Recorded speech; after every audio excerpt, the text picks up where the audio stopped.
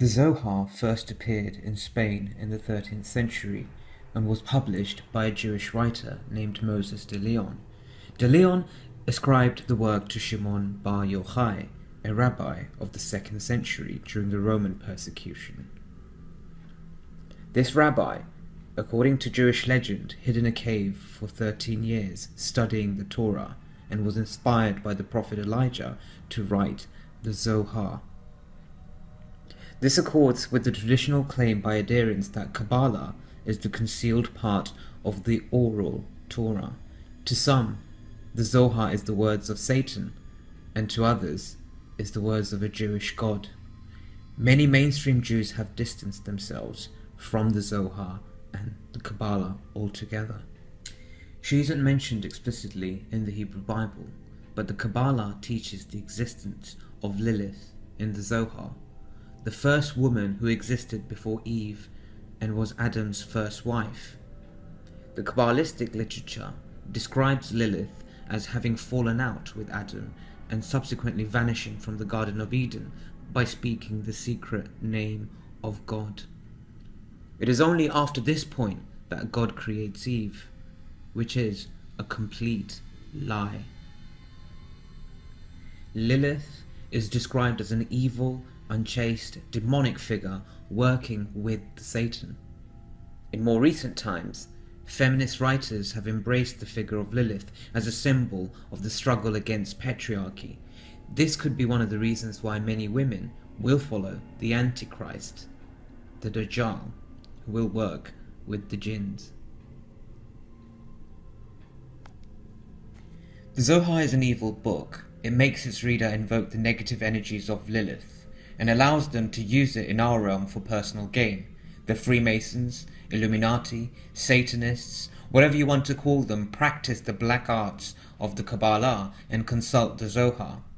Kabbalah teaches, amongst other things, that eventually you can become so godlike, so close to Yahweh, that you no longer require the Torah.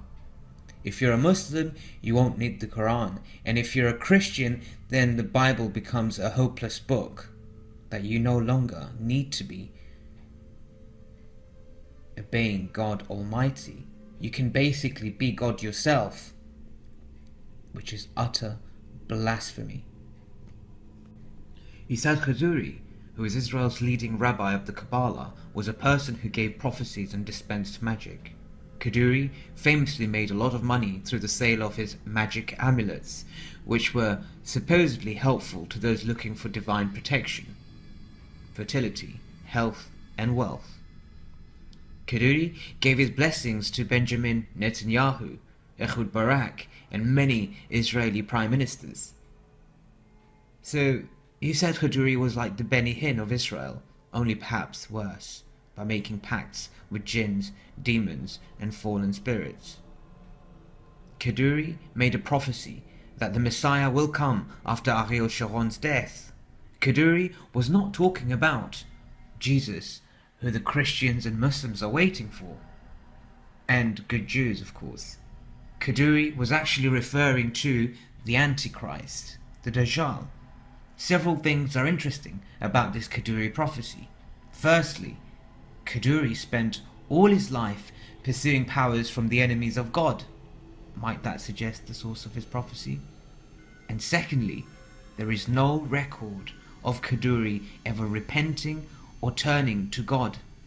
His prophecies spoke of a coming Messiah, a coming Christ. However, we have been warned that an evil man will come one day and claim to be the Messiah and won't be. He will claim to be God. But our God is not one-eyed.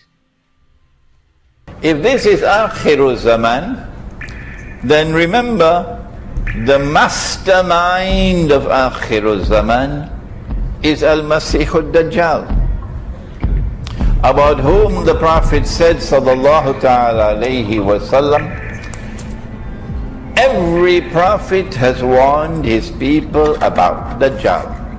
You've heard it so many times, you could end the hadith for me now.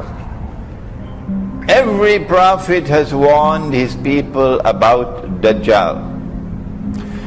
And the Prophet Nuh alayhi salam warned his people about Dajjal.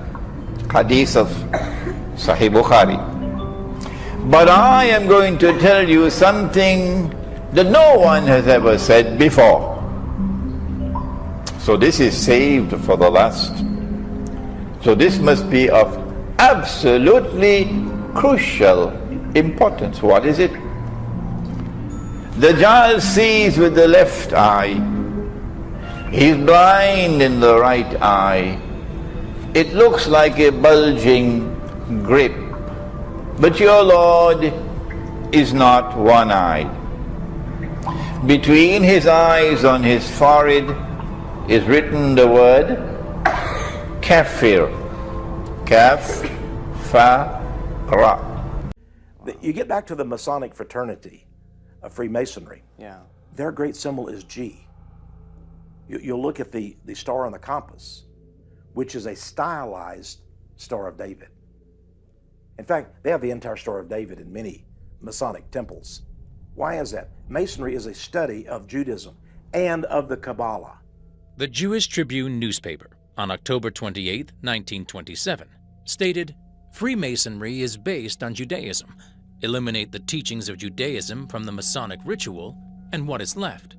Albert Pike said in his book Morals and Dogma that the Kabbalah is the very basis.